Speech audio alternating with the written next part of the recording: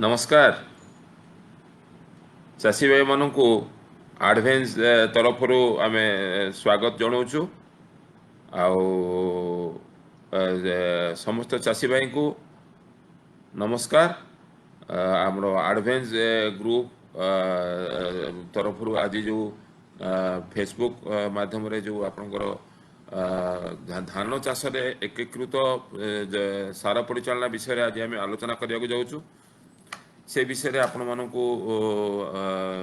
आज आम विशद भाव आलोचना करवा कारण आपण मैंने समस्ते जानते यहाँ पाखापाखि ओडिशा रे खरीफ धान पाखापाखि 25 लाख हेक्टर रे चाष करा जाउची एवं साधारणतः खरीफ फसल रे धान फसलटा को आमर भात हांडी बोली धरा जाए कारण यही धानटार ही आपण मैंने वर्ष सारा आप खाइबा खर्च ठू आरंभ करिकी आपनकर धान बिकिवा मुख्यतः ओडिशार 60% एरिया रे वृष्टि आधारित तेणु धान अमल उपर ही आपणकर आय निर्भर करिଥାଏ तेणु आज आम विशद भाव में जानिबा धानर कौ दिग गुड़िक प्रति आपण मैंने ध्यान देवे जो दिगरे ध्यान देले आपण मैंने धान चाष अधिकार अधिका उन्नति करें तो मु आपन को विशद भाव में बुझाईदेवी सार परिचालना रे आमर मुख्यतः ध्यान देवा जे आपनकर तली आरंभ करी धान तली पकेवा आरंभ करी शेष पर्यंत अमल पर्यंत कौन कौन व्यवस्था आपनकर धान रे आमे ग्रहण करवा जोटि कि आमे अधिक अमल आमे धान रु पाई परिबा। प्रथमतः आपण माने मन रखंतु धान तली पई मंजी अनुमोदित परिमाण प्रयोग करंतु जोटा कि साधारणतः आउ गोटे है मंजीर परिमाण जमती कि रुआ धान पाखापाखि 20 ରୁ 25 किलो मंजी एकर को दरकार पड़ी था एवं आपणकर जदि आपणकर मंजीटा को आपणकर नौछंती तो जमती तली पटाळीर जो आयतन भी से अनुसार हवा दरकार जमती कि तली पटाळी आमे जोटा साधारणतः व्यवहार करूचे तली पटाळीटा आमर गोटे मुख्य जमीर 1/10 भाग भागे 10 भाग भागे तली पटाळी तामाने आपणकर जदि 100 डिसिमिल गोटे गोटे एकर पई आमे धान तली पकेवा तो 10 डिसिमिल पई आपण माने तली घेराटा को रेडी करंतु 10 डिसिमिल पई तली घेरा रेडी पई करिवे जाफल कि अधिका तलीटा माने जाकी जाकी हबनी आ तलीर ग्रोथटा ठीक आसीबो आ मन रखंतु जो तली पकेवा समय साधारणतः केवल जैव सार ही आपणको माटी रे मिसांतु जैव सारर व्यवहार जेमति कि कंपोस्ट है ह्यूमस है ये टाइप जैव सार ही व्यवहार करूँ अलग कौन केमिकाल सार आपण मैंने साधारणतः व्यवहार करेंगे ना जोटा कि प्रथम माटी को भल दिए ना तली बढ़िबार 15 ରୁ 20 दिन पर आम कौन रासायनिक सार प्रयोग करें तेज तली समय मुख्यतः आपंकर 10 डिसिमिल तली पटाड़ी आम साधारणतः 1 ରୁ 2 क्विंटाल गोबर खत सड़ा गोबर खत और ता संगे जेहेतु गोबर खत आजिकल गोटे मिलवार मुख्य प्रोब्लेम रोचे समस्या रोचे चाषी भाई मानक गोबर खत साधारणतः पाई पारना तेणु यही गोबर खत प्रति जदि न मिलूँ तार गोबर खतर मुख्य भागटा है ह्यूमस आपण मैंने जानते समस्ते गोबर खत सड़ीगला साधारणतः ह्यूमस मिलता है जमती कि 3 ट्रैक्टर बा आपणकर 15 क्विंटाल गोबर खतटा सड़ेकरी आम गोटे बाल्टी आपणकर गोटे ह्यूमस बेस्ड प्रोडक्ट आपणकर आडभेन्स कंपानी ग्रुप तैयारी कराई जोटा कि है आपणकर मंगला गोल्ड ये प्रोडक्ट देखुं मंगला गोल्ड मंगला गोल्ड जो प्रोडक्ट आपण मैंने देखुं ये साधारणतः ह्यूमस बेस्ड प्रोडक्ट जो कि आपणकर जैव सार रही ह्यूमस 1.5% आउ बेंटोनाइट उपर कोटिंग कराई जोटा कि आम जब तली पकाचे जो खाली गोबर खत दौले बर्तमान आम चाषी मानक कहूँ जो मैंने जदि तली गोबर खत जहाँ भी मिलू ता संगे मिसेकी जदि गोटे तली पटाड़ी 10 डिसिमिल पिछा किलोटीए जदि मंगला गोल्ड को जदि आपण मैंने प्रयोग करदे ताले आपण मानक कौन करा धान तलीर प्रथम मंजीर अंकुरोद्गम आ तलीर ग्रोथ आ तलीर जो चेर बाहर चेरटा अधिक परिमाण में बाहर जहाँफल कि तली पटाटा भल भाव में यहाँ एस्टाब्लीश हबार साहाय्य कर भल भाव में यहाँ आपण को ग्रोथ दब तलीटा तलीर टिके भल ग्रोथ करने आपण जमी तली पटाटा को जदि आदि उन्नत भाव में स्प्रे करेंगे आम भी चाहूँ आहरी जदि आप जैविक बाटर करेंगे भल बाटर तली पटाड़ी करें से जैविक जिनिस आम पाखे आहरी भी अच्छी जमी आम पाखे रही केलपाक संजीवनी यहाँ आप तली भल ଏଇଠିକି ତଳି ପଟାଳି ଓପାଡ଼ିବାର 10 ଦିନ ପୂର୍ବରୁ, ଯେମିତି ତଳି ପଟାଳି ଓପାଡ଼ିବାକୁ ଆଉ 10 ଦିନ ବାକି ଅଛି, ଆପଣ ଦେଖୁଛନ୍ତି ଗ୍ରୋଥ କମ୍ ଅଛି, ତାମାନେ ଆପଣ ସେହି ସମୟରେ କ'ଣ ହୁଏ, ପର୍ଟିକୁଲାରଲି ଏଇ ସମସ୍ୟାଟା ଦେଖାଯାଏ ଅଧିକା ବର୍ଷା ସମୟରେ ବା ଅଧିକା ଶୀତ ସମୟରେ। ତ ଏଇ ଯେ କେଲପାକ୍ ସଞ୍ଜୀବନୀ ଏଇଟା ହେଲା ଆପଣଙ୍କ ଗୋଟେ ସାମୁଦ୍ରିକ ଉଦ୍ଭିଦର ରସ, ଯେଉଁଥିରେ କି ଆପଣଙ୍କର ତଳିର ଗ୍ରୋଥ ପାଇଁ ଯେମିତି ଚେର ଆଉ କାଣ୍ଡର ଗ୍ରୋଥ ପାଇଁ ଦରକାର ଅକ୍ସିଜନ୍ ଆଉ ସାଇଟୋକାଇନିନ୍, এই ଅକ୍ସିଜନ୍ ଆଉ ସାଇଟୋକାଇନିନ୍ ଏଇଟା ଏଇ କେଲପାକ୍ ବୃକ୍ଷର ରସରେ ତିଆରି ହେଇକି ରହିଛି। ଏବଂ ଏଇଟାକୁ ଆପଣ ଗୋଟେ ଡ୍ରମ୍ ପିଛା 50 ml ହିସାବରେ, 50 ରୁ 75 ml ହିସାବରେ ଯଦି ଆପଣ ଚାହିଁବେ ତଳି କ୍ୟାରିରେ ସ୍ପ୍ରେ କରିଦେବେ, ତାହେଲେ 7ରୁ 8 ଦିନ ଭିତରେ ଗୋଟେ ଆକର୍ଷଣୀୟ ଗ୍ରୋଥ ମଧ୍ୟ ଆସିଯିବ, କିନ୍ତୁ ଏଇଟା ଜୈବିକ ଉପାୟରେ ଗ୍ରୋଥ ହେବ। ମନେ ରଖନ୍ତୁ, ତଳିକୁ ଆମେ ଚେଷ୍ଟା କରିବା ଜୈବିକ ଉପାୟରେ ଯେତେ ବଢ଼ାଇବା ପାଇଁ, ତ ସେଇଠି କରିପାରିବେ। ଯେଉଁ ଚାଷୀ ଭାଇମାନେ ଟିକେ ଆହୁରି ଅଧିକା ଗ୍ରୋଥ ଚାହୁଁଛନ୍ତି ତଳିର, ତାହେଲେ ଆପଣମାନେ ଯେଉଁ ଆମର ବାୟୋ-20 ରହୁଛି, ବାୟୋ-20ର ସ୍ପ୍ରେ ମଧ୍ୟ ତଳିରେ କରିପାରନ୍ତି। ଯଦି ତଳି ଓପାଡ଼ିବାକୁ 5ରୁ 7 ଦିନ ବାକି ଅଛି, ତାହେଲେ ଆମେ ବାୟୋ-20ଟା ପକାଇଲେ ଇମିଡ଼ିଏଟ୍, କାରଣ ୟା ଦେହରେ ଜୈବିକ ସାଙ୍ଗରେ NPK ବି ଆଉ ଅନୁସାର ବି ରହିଛି। ତେଣୁ ଦୁଇଟା ଅପସନ୍, ଆପଣମାନେ କେଲପାକ୍ ସଞ୍ଜୀବନୀ ସ୍ପ୍ରେ କରିପାରନ୍ତି ଯେଉଁଟାକି ଡ୍ରମ୍ରେ 50 ml, ବା ଆପଣ ବାୟୋ-20 ସ୍ପ୍ରେ କରିପାରନ୍ତି ଡ୍ରମ୍ରେ 50 ml ତଳି ଘେରା ଉପରେ। ଯାହାଫଳରେ କି ମୋର କହିବାର ଉଦ୍ଦେଶ୍ୟ ହେଲା କ'ଣ, ଯେଉଁ ଚାଷୀମାନେ ସାଧାରଣତଃ ଧାନ ତଳି କରନ୍ତି, ଧାନ ତଳିର ବୟସ ଉପରେ ଆପଣଙ୍କର ଅମଳ ନିର୍ଭର କରେ। ଧାନ ତଳିର ବୟସ ଯଦି ଆପଣଙ୍କ ଯେତିକି ମାସର ଧାନ ହେଇଥିବ, ସେତିକି ସପ୍ତାହର ଆପଣଙ୍କର ସାଧାରଣତଃ ଧାନ ତଳି ହେଇଥିବା ଦରକାର। ଯଦି ଆମେ 4 ମାସିଆ ଧାନ, ବା ସାଧାରଣତଃ ବର୍ଷା ଦିନେ 5 ମାସିଆ ଧାନ ହେଉଛି, 5 ମାସିଆ ଧାନ ମାନେ 5 ସପ୍ତାହ, ତା ଅର୍ଥ ତଳି 35 ଦିନ ଭିତରେ ହେଇଥିବା ଦରକାର। ମୋର କହିବା କଥା ଏଇ ଯେ ଆପଣଙ୍କୁ ମୁଁ କହିଲି କେଲପାକ୍ ସଞ୍ଜୀବନୀ ସ୍ପ୍ରେ କରିକି ହେଉ, ବାୟୋ-20 ସ୍ପ୍ରେ କରିକି ହେଉ, ମୂଳରେ ତଳି ପଟାଳିରେ ମଙ୍ଗଳା ଗୋଲ୍ଡ ମିଶାଇକି ହେଉ, ଆମକୁ ସେ ନିର୍ଦ୍ଧାରିତ ସମୟ ଭିତରେ ତଳିଟାକୁ ରେଡ଼ି କରିବାକୁ ପଡ଼ିବ। এইটা হলো মুখ্য উদ্দেশ্য, কারণ তଳି যদি বুড়াଳିଆ ହେଇଯିବ, ତଳି ବୁଢ଼ାଳିଆ ହେଇଗଲେ ଆପଣଙ୍କ ଅମଳ ଅଟୋମେଟିକ୍ ଭଲ ଆସିବ ନାହିଁ। ତେଣୁ ଆପଣ ତଳିଟାକୁ ଠିକ୍ ବୟସର କରନ୍ତୁ। ତାପରେ ମୂଳ ଜମି ପାଇଁ ଆମେ ମୂଳ ଜମି ପ୍ରସ୍ତୁତି ଉପରେ ମୁଁ ଆପଣଙ୍କୁ କହିବି। ମୂଳ ଜମି ପ୍ରସ୍ତୁତି ସାଧାରଣତଃ ଖରାଦିନ ସମୟରେ ମୂଳ ଜମି ପ୍ରସ୍ତୁତିଟା ହେଇଗଲେ ଭଲ।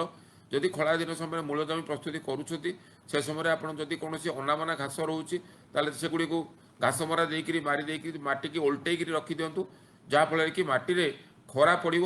ଆଉ ଯେଉଁ ଜୀବାଣୁ ଗୁଡ଼ିକ ଥିବେ ମାଟିରେ 15 ଦିନ ଓଲଟେଇ ରଖିଲା ବେଳେ ରୋଗର ଜୀବାଣୁ ଆଉ ଆପଣଙ୍କର ଘାସର ମଞ୍ଜି ଏଗୁଡ଼ାକ ଭଲ ଭାବରେ ସଢ଼ିଯିବ ବା ନଷ୍ଟ ହୋଇଯିବ। ତାପରେ ଆପଣଙ୍କର ସେଥିରେ ଯଦି ଚାହିଁବେ, ଆପଣଙ୍କର ଶେଷ ଓଡ଼ ହଳ ବେଳେ ଆପଣଙ୍କର ଯେମିତି ଆଉ ରୋଇବା ପାଇଁ ଆଉ 5ରୁ 7 ଦିନ ବାକି ଥିବ, ଆପଣଙ୍କର ଗୋଟିଏ ଜୈବ ସାର ଆପଣଙ୍କର ଏଇ ଆଡ଼ଭାନ୍ସ ଗ୍ରୁପ ତରଫରୁ ଆମେ କାଢ଼ିଛୁ, ଯାହା ନାଁ ରଖା ହେଇଛି ଭୂମିତ୍ର। ସାଧାରଣତଃ ଚାଷୀ ଭାଇମାନେ କ'ଣ କରନ୍ତି, ଏଇଟା ଗୋଟେ ଭୁଲ ପଦ୍ଧତି। ଚାଷୀ ଭାଇମାନେ ଖତଟାକୁ ଖରା ଦିନରୁ ଗଦା କରିକି ବିଲରେ ରଖନ୍ତି, ଯାହାଫଳରେ କି ଖତ ଦେହରେ ଥିବା ଆପଣଙ୍କ ଯେତିକି ଉପାଦେୟ ଅଂଶ ସବୁ ଗ୍ୟାସ୍ ହେଇକି ଉଡ଼ିଯାଏ। ତେଣୁ ଆମେ ତା'ର ପ୍ରକୃଷ୍ଟ ଉତ୍ପାଦନ ପାଇପାରୁନାହିଁ। ତେଣୁ ଆମର କହିବା କଥା ଯେ ଆପଣମାନେ, ମୋର କହିବା କଥା, ଯଦି ଧାନ ରୋଇବାର ଆଉ 5ରୁ 7 ଦିନ ବାକି ଅଛି, ଆପଣ ଭୂମିତ୍ର 5 ବସ୍ତା ଏକରକୁ, 50 କିଲିଆ ବସ୍ତା ଆସୁଛି, 5 ବସ୍ତା ଏକରକୁ ଯଦି ମିଶାଇ ଦେଇକି ମାଟିକି ଓଲଟେଇକି ଛାଡ଼ିଦେବେ, ଏବଂ এইটা 5 ଦିନ ଭିତରେ ମାଟିରେ ଭଲ ଭାବରେ ମିଶିଯିବ, ଏବଂ ତାପରେ କାଦୁଅ ଆପଣ କରିବେ, ଏବଂ ଶେଷ ଓଡ଼ ହଳରେ ଆପଣଙ୍କୁ ସାର ଏବଂ କ'ଣ କ'ଣ ଦେବେ ସେ ବିଷୟରେ ମୁଁ କହିଦେବି।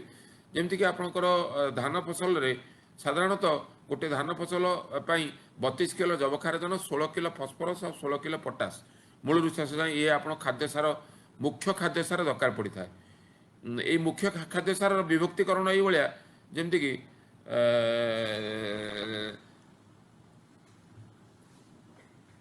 ମୁଖ୍ୟ ଖାଦ୍ୟ ସାରରେ ଆପଣମାନଙ୍କ ବିଭକ୍ତିକରଣ ମାନେ ମୁଖ୍ୟ ଖାଦ୍ୟ ସାରରେ ଆପଣଙ୍କର ନାଇଟ୍ରୋଜେନଟା ଯେଉଁ ରହୁଛି 32 କିଲୋ ଯବକ୍ଷାରଜାନ, 32 କିଲୋ ଯବକ୍ଷାରଜାନଟାକୁ ଆପଣ 3 ଭାଗରେ ବିଭକ୍ତ କରିପାରିବେ। ଯେମିତିକି 8 କିଲୋ ମୂଳ ସାରରେ, ଆଉ ଆମେ 20 କିଲୋ ଫସ୍ଫରସ୍ଟାକୁ ପୁରା ମାତ୍ରାରେ ଆମେ ଦେବା, ମୂଳ ସାରରେ ହିଁ ଦେଇଦେବା।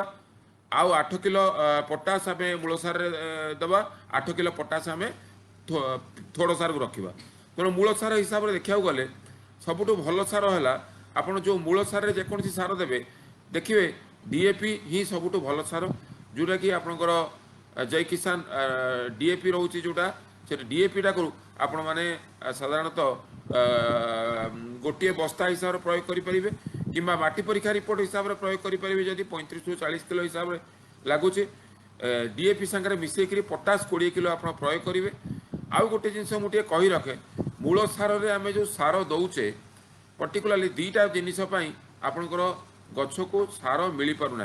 एक तो आम मूल सार केवल डीएपी पटास दे दौचे कौन द्वितीयक सार बा सेकेंडरी न्यूट्रिएंट आम मिसुने प्लस आपको साधारणतः गोटे जिन मुझे देखा चाहूँगी ये आप देखिए ये ओडिशार मैप ओडिशार मानचित्र जो ओडिशार मानचित्र में आप देखिए जोड़ा नाली जो जिनस गुड़िक जोड़ा नाली मार्क कराई से गुड़ा सब है अम्लीय माटी जो थी कि साधारणतः ओडिशार प्राय माटी अम्लीय आम धान जमी आम जो डीएपी प्रयोग करुचे अम्ल माटी रे डीएपीटा विबंधित हो डीएपीटा आपण गछ को मिल पार ना। तेणु मोर कहया कथा डीएपीटा केतबेले फसल को मिल से आप पीएच रेंजटा मुझे देखई दूचे। साधारणतः जिते आम धान जमी करुचे धान जमी आम पीएच रेंज जमी रोचे आप देखिए आप निजे देखो ये मझी पोर्सनटा 6.5 ରୁ 7.5 जोड़ा रोचे से ही आप धान जमी जी सार रही सबू सार गछ को मिल पार यहाँ है मुख्य जिन कारण आपणकर माटीर अम्लताटा को साधारणतः केते रही आपने देखिले अम्ल माटी तार तो माटीर पीएच आपको 6 ରୁ कम रही 5 ରୁ कम रही आपड़ जदि बर्तमान अम्ल माटी की प्रतिकार न करिकी डीएपी और पोटास पकई दौरान ताहले आपणकर सारर मात्र 30 भाग गछ को मिलूँ बाकी 70 भाग माटी रे बांधि होती आप धान में प्रकृष्ट अम्ल पाइपार। तेणु मोर यार जिनस गोटे कहवाई आम पाखे गोटे अच्छी जिपमाइट प्लस समस्त देखिपारे ये है जिपमाइट प्लस जोटा कि गोटे बहुत बढ़िया जिनिस बजार में भी मिलूँ बहुत बढ़िया जिनिस आपणकर यही अवस्था मोर कहया कथा चाषी भाई मानक समस्त गोटे अनुरोध जे डीएपी पोटास एत पैसा दे पकाउे गोटे गोटे बस्ता डीएपी दाम 1300 टंका एवं सी जब पूर्ण विनियोग नहला एवं ता सागरे डीएपी पोटास पकड़े केते प्रकार सार आप दौरान गछ को आपंकर दौरान मात्र 3 प्रकार सार कारण डीएपी कौन अच्छे 18-44 माने 18 किलो जबखारदान 44 किलो फस्फरस से किंतु ता सागरे मिसेकरी आम जदि प्रयोग करदे आप जिपमाइट प्लस रे एक तो आपको जो देखी माटीर अम्लता दूर करी माटीर पीएच टाक 6.5 ରୁ 7.5 भितर रखार साहय प्लस या सागरे आपणकर 5 प्रकार खाद्य सार रोच 5 प्रकार खाद्य सार माने एमती सल्फर कैल्शियम मैग्नीशियम जिंक और बोरन। तो मन रखु जिपमाइट प्लस एकर को 2 बस्ता मूल सार रे डीएपी गोटे बस्ता पोटास 20 किलो जिपमाइट प्लस रू 25 किलो बस्तार 2 बस्ता ये बेसी रेट भी नुह आप बजार में सुलभ में पाइपर ये आपंकर गोटे बस्तार दाम जोटा कि पाखापाखि 350 टंका 2 बस्ता बाबद चाषी 700 टंका खर्च कले बहुत फायदा पाइब। एक तो 5 प्रकार सार पाइला 5 प्रकार सारर समारोह या आम चाषी भाई मैंने बहुत चाषी भाई पंचामृत ना भी व्यवहार करुँचे मटीटा को खुशी रखापी माटीर अम्लता काटे प्लस आपणकर माटी 5टा एक्सट्रा खाद्य सार गछ को देले तेणु सुषम सारर विनियोग हवा संगे संगे माटी जो अम्लता कटि जाऊँचे फल माटी अधिकारु अधिका सार गछ नबार साहाय्य कर। तेणु ये जिपमाइट प्लस व्यवहार आपंकर मूल जमी निहाती करेंगे केते देवे मु कहली एकड़ को 2 बस्ता हिसाब से प्रयोग करेंगे किंबा जो मैंने माटी परीक्षा करेंगे पीपीएल आपंकर एडवेंचर लैबोरेटरी जो माटी परीक्षा करेंगे माटी परीक्षा रिपोर्ट हिसाब से आपण मैंने साधारणतः देखिपारे जे माटी परीक्षा रिपोर्ट रे 2 बस्ता रू 3 बस्ता पर्यंत माटीर अम्लता को देखिकी आम रेकमेंड करुचु से हिसाब से आपण मैंने प्रयोग करेंगे। आउ गोटे जिनिस जे माटी परीक्षा रिपोर्ट रू आम जापरु जे ओडिशार माटी रे जैव अंश बा जैव अंगारकर मात्रा बहुत कम अच्छे जेहेतु जैव अंगारकर मात्रा बहुत कम अच्छी तेणु आपंकर माटी रे जो गछर चेरर वृद्धि बहुत कम हो कारण जैव अंगारक बा जैव सार जो गछर चेर बढ़ुला देखिए आगुरी सार आगुरी जो आप खत सफिसीयंट चाषी भाई मैंने दौले देखुले सार सफिसीयंट माने माटी रे अधिका गछर चेर बढ़ुला किंतु एबे से चेर आसपारनी कारण आम खत दे पारुनी। एक तो खत कॉस्टली आपणकर साधारणतः गोटे एकर रे 3 ट्रैक्टर कंपोस्ट दवा कथा माटी जिते आप गछ लगाउछंती 3 ट्रैक्टर कंपोस्ट जरी देबे मिनिमम 5000 टंका चाषी खर्च हम तेणु चाषी पछई जाउची बरम बिना कंपोस्ट रे बा अल्प कंपोस्ट रे चाषी चाष करि जाउची। सेति पई आपन रिसर्च करिकरी आम गोटे रिसर्च बेस्ड प्रडक्ट आपण पाखे काढ़ीचु जहाँ ना रखाई मंगला गोल्ड। जो मंगला गोल्ड रे ह्यूमस रही 1.5% तार तो 10 किलो गोटे पैकेट रे 150 ग्राम ह्यूमस रोचे एवं यहीटा 3 ट्रैक्टर कंपोस्ट संगे समान जो कंपोस्ट की आपण को 5,000 टका पड़ी था। बर्तमान मंगला गोल्ड रु जदि गोटे बाल्टी आपंकर जमी चाष समय धान रोइबा समय माटी मिसईदेवे ताहले आपण को कौन हम ना यहाँ आपण अधिका दिन पर्यंत आपणकर गछटा को एक्टिव रखिबो तापर चेरटा को सक्रिय करिवो अधिका चेर वृद्धि करियारे साहाय्य करिवो। अधिका चेर वृद्धि कले गछ अधिका अधिका सार नब एवं अधिका दिन पर्यंत गछटा आउ गोटे कथा मन रखु जेते चेरटा प्राथमिक अवस्था आप बढ़ेबे साधारणतः बिल उत्पादन प्रक्रिया साहाय्य करिवो। कारण चेर अधिका गभीर को गले चेर अधिका दूर को गले अधिका खाद्य आहरण करिवो जहाँफल कि अधिका खाद्य पाइले पिल गुड़िक हृष्टपुष्ट हम और प्रत्येक पिलरे धान आसार साहाय्य करिवो। कारण आपणकर धान आसवाई आपको दरकार पड़े जे फलंती पिल संख्या केते। साधारणतः गोटे एकर रे आमे गोटे बुदारे 30-40 पर्यंत पिल आनी था कि जदि आपणकर फलंती पिल संख्या हिसाब करेंगे गोटे बुदारे मैक्सिमम 20टी पर्यंत पिल फलंती आसता है। तेणु आम जदि मंगला गोल्ड जिपमाइट प्लस देदेवा तो पिल संख्या फलंती पिल संख्या चेर संख्या बढ़ला प्लस माटी उत्पादिका शक्ति बढ़ला माटी मूल सार सुषम सार विनियोग हो पारा एवं जहाँफल कि सार विनियोगटा आग को ठीक ठाक रहा। गोटे जिन साधारणतः मूल सार पड़ार आपण मैंने घास मराटा पकेबार हाबिट समस्त रही जमी आडभेन्स कंपानी नाशक रही घास मरा हिसाब से आपण मैंने पेटिला क्लोर बा प्री एमरजेंस घास मरा ही प्रयोग करूँ बा जोड़ा कि घास उठा पूर्व जो घास मरा प्रयोग करा प्रयोग करदे घास मंजी उठा पूर्व से दमन हो जहाँफल कि मूल सार में आप एत पैसा खर्च करुँच डीएपी पकईले पोटास पकईले जिपमाइट प्लस मंगला गोल्ड सब पकई कले जदि धान रोइबार 3 ରୁ 4 दिन भितर बिल अल्प पानी रखिक घास मरा नाशक जदि 3 ରୁ 4 दिन भितर आम जदि बिल 500 ml टाक आम बाली 10 किलो मिसेक जदि आम पकईदेवा ताले सी गोटे माटी सर बसीज जो सर मध्यम कि आपंकर धानटा कौन हम जो बालुंगा गुड़ाक धान जो आपणकर घासर मंजी गुड़ाक सहजरे गजा हो पार ना एवं जहाँफल कि जो सारर घास माने एक्चुअली धान अपेक्षा अधिका सार खाती 5 गुणा अधिका सार खाती आप मन रखु धान जी सार खाइब घास 5 गुणा अधिका सार खाए। तेणु आपण मैंने घास नियंत्रण टाक बहुत करवा बहुत दरकारी घासटा को नियंत्रण करूँ एवं यहाँ आपंकर निहाती जत्नवान हे यापर आप आरंभ करवा जे पिल सार कौ समय देवे। साधारणतः पिल सार मन रखु धान फसल आप पिल कौ समय आसे यहाँ जाणी रखु पिल आसवाई तार प्रकृष्ट समय है 14 ରୁ 35 दिन ता अर्थ 14 ରୁ 35 दिन भितर जो पिल गुड़ा बाहर से गुड़ाक ही फलंती पिल हम। तेणु आपड़ जिते पोषक चाहिए ये 14 ରୁ 35 दिन भितर जब धान फसल को देपारे ताले आप डेफिनेटली बहुत भल धान अमल करेंगे। तो आम प्रथम पिल सार हिसाब प्रयोग करवा जोटा कि यूरिया निहाती दरकार कारण यूरियाटा पिल को बढ़ाइब। यूरिया आपंकर जमी कही 16 किलो नाइट्रोजेन हिसाब से पाखापाखि 35 किलो यूरिया 35 किलो यूरिया को आपण मैंने बिल में बुणी दिंतु छटा बुणा कर दिंतु जो समय आपंकर बिल में देखिए अल्प चुपचुपा पानी थी किंतु बेसी पानी नथिबो। सारर पकईबार पद्धति भी निहाती आपण मानकु ध्यान रखा पड़ो। बहु चाषी मैंने मूल सार भी जो मैंने दियंती मूल सारटा को माटी मिसाते ये गोटे जिन आहरी मुझे कहीदे टी जत्नवान हाँपाई जे मूल सारटा हो माटी मिसेवाई डीएपी पोटास आउ जो आपंकर मंगला गोल्ड जिपमाइट प्लस ये समस्त सार को पकई सारा आप बिल में पट्टा दे दिंतु मई दे दिंतु तापर जाकि धानटी रुहतु यहाँ प्राथमिक जिनस।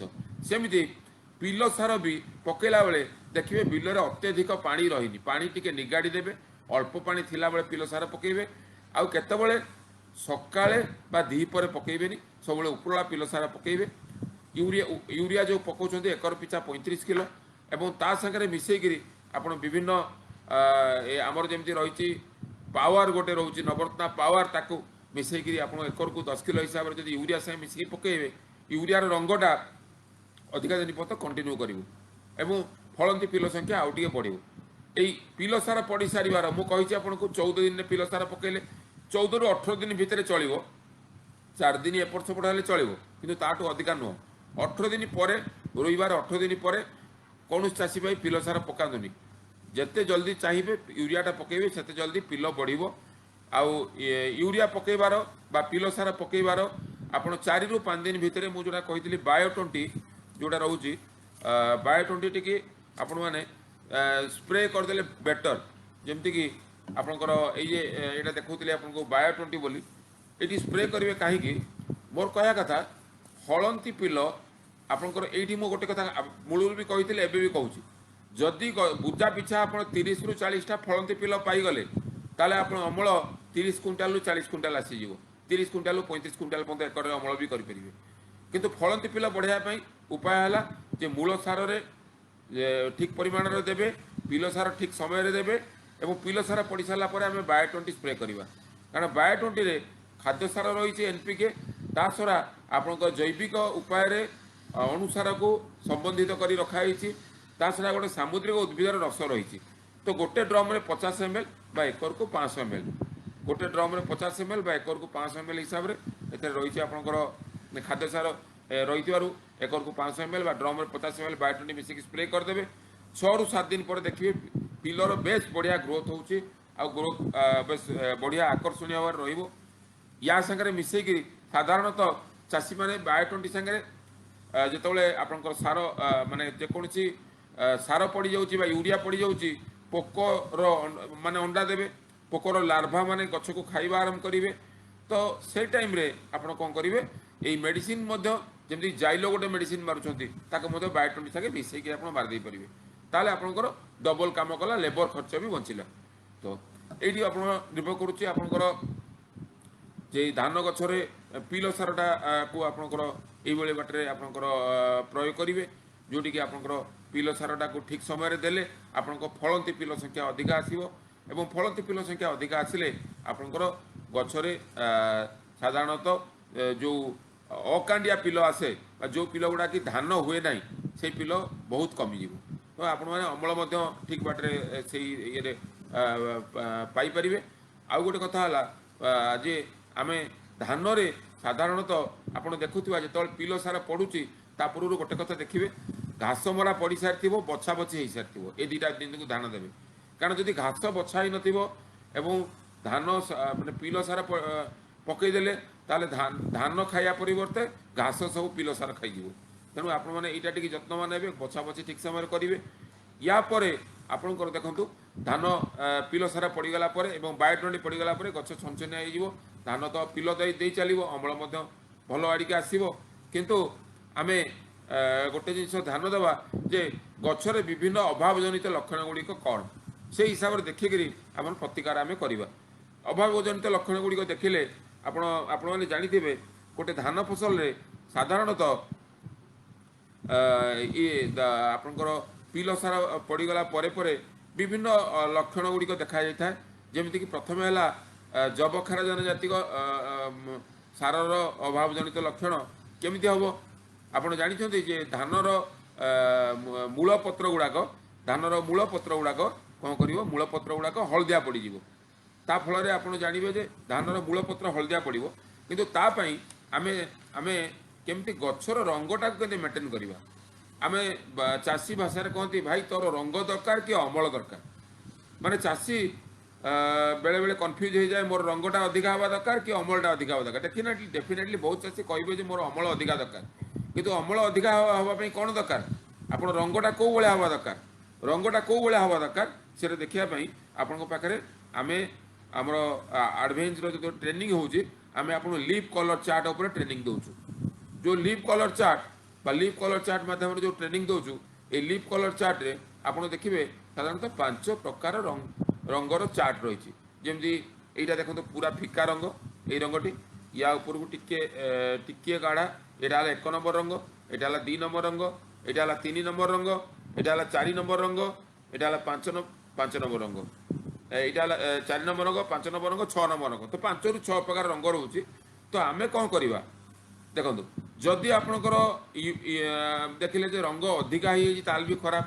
रंग अधा अधिका असुविधा कौन हम आप पोक अधिका लगिजे जदि देखिए धान गचर तलपत्र हलदिया पड़ुची ताले आपंकर जानवे जे जबखारजन अभाव अच्छी रंगटा आपंकर यही रंगटा तो यही लीफ कलर चार्टर यूज केमती करेंगे सार परिचालन से विषय मुझे कहीदे चाषी भाई मानक अनुरोध चाषी भाई मैंने सका 8 ରୁ 11ଟା भितर आपंकर यही bill T G bill T जाकि आपंकर बिलरे जो धानर पत्र आप विभिन्न जगार 10 ରୁ 20ଟି पत्र सिलेक्ट करेंगे जमती आपण मैंने मैचिंग करते मैचिंग सेंटर मानक जाकि पत्रटा को यही लीफ कलर चार्ट उपर पकईकरी एवं तार रंगटा आपणकर पत्र रंग सागर मैच करेंगे मैच करके देखिए जदि 10ଟି पत्रु 7ଟି 8ଟି पत्र 3 ଆଉ 4 रंग भितर रोचे ताले जानवे जे आपणकर फसलर मैनेजमेंटा ठीक है फसलर मैनेजमेंट ठीक है माने ऑटोमेटिक अमल ठीक आसो